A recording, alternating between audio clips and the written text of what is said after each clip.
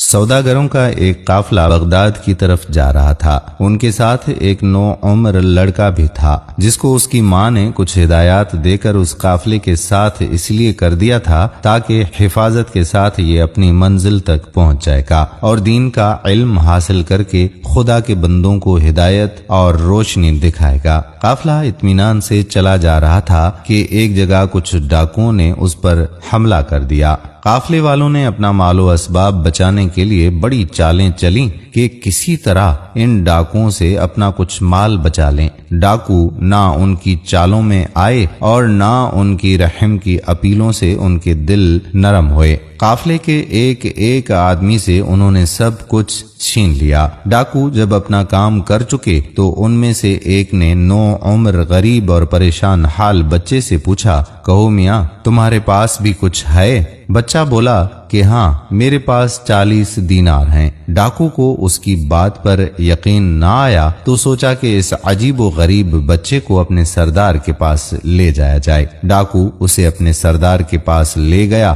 اور سردار سے بولا کہ سردار جی اس بچے کو تو دیکھیں، کہتا ہے کہ میرے پاس 40 دینار ہیں۔ سردار نے بچے کی جانب دیکھ کر کہا، صاحبزادے تمہارے پاس کیا واقعی 40 دینار ہیں؟ بچہ بولا، جی ہاں میرے پاس 40 دینار ہیں۔ سردار نے مزید پوچھا کہ اب یہ بتاؤ کہ دینار رکھے کہاں ہیں؟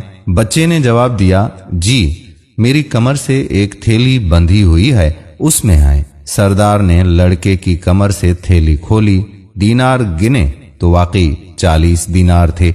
سردار حیرت سے کچھ دیر اس لڑکے کو دیکھتا رہا، پھر بولا کہ صاحبزادے تم کہاں جا رہے ہو؟ لڑکا بولا، میں دین کا علم سیکھنے جا رہا ہوں۔ سردار بولا، کیا وہاں تمہارا جاننے والا کوئی ہے؟ لڑکا کہنے لگا، جی نہیں، وہ ایک اجنبی شہر ہے، میری امی نے مجھے یہ 40 دینار دیے تھے کہ میں اطمینان کے ساتھ علم دین حاصل کروں۔ اس اجنبی شہر میں میری ضروریات کا کون خیال کرے گا اور کیوں کسی کا احسان اٹھاؤں؟ سردار بڑی دلچسپی اور حیرت کے ساتھ نوعمر لڑکے کی بات سن رہا تھا۔ اس کی سنجیدگی بڑھتی گئی۔ وہ سوچ رہا تھا کہ اس نوعمر نے یہ رقم چھپائی کیوں نہیں؟ اگر یہ نہ بتاتا تو میرے کسی ساتھی کو گمان بھی نہ ہوتا کہ اس پریشان حال مفلس لڑکے کے پاس بھی کچھ ہو سکتا ہے۔ اس لڑکے نے یہ کیوں نہ سوچا کہ میں ایک اجنبی مقام پر جا رہا ہوں،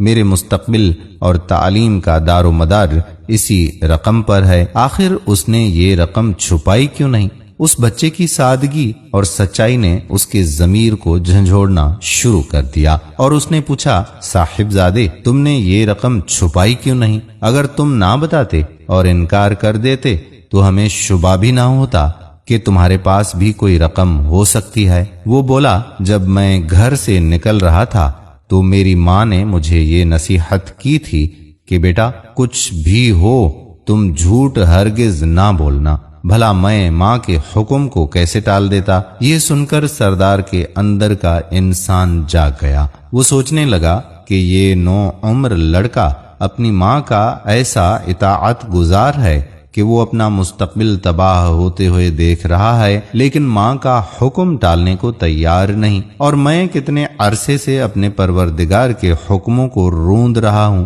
اس نے لڑکے کو گلے لگایا، اس کے دینار اسے واپس کیے، قافلے والوں کا سامان واپس کر دیا اور اللہ کے حضور سجدے میں گر کر گڑ گڑانے لگا۔ سچے دل سے اس نے توبہ کی اور اللہ تعالی کی رحمت نے اسے اپنی آغوش میں لے لیا۔